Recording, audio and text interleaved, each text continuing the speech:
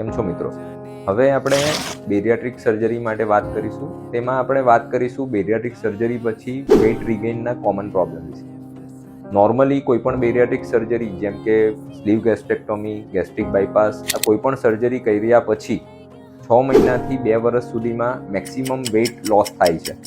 જેમાં જે extra weight છે બોડીનું 70% એમાંથી વજનનો ઘટાડો થતો હોય છે.